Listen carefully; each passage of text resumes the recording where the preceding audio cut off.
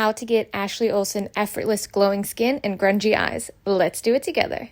I knew exactly what foundation I wanted to use for this look because this Clinique Even Better Clinical Foundation gives you full coverage, the most beautiful coverage, but still gives your skin that very vibrant, dewy, youthful looking glow.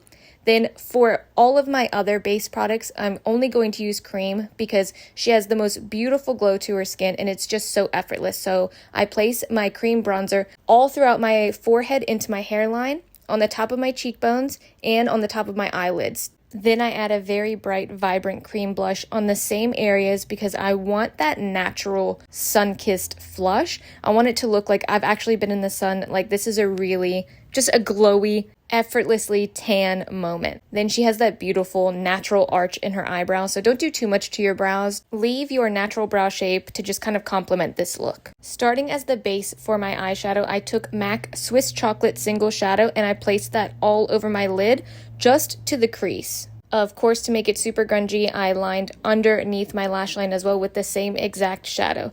Go ahead and blend that out. I used a big fluffy brush. If you have smaller eyes, use a smaller brush so the shadow doesn't migrate too much. In my mind, the look was super grungy and shimmery, so I took the brown shade in the Tom Ford Eye Quad in the shade Suspicion, and I placed that right over that base MAC shadow. You can just place it literally right over top and then blend them together. Should look something like this with no mascara. I didn't use any liner. I just went back over top of these two shadows with a shimmer eyeshadow stick because I want that shimmer to stick. Don't forget to add tons of chunky black mascara. I didn't film the lip because I actually did a lip that was a bit darker because my lips are much smaller than hers, but you can do a lip that works best for you.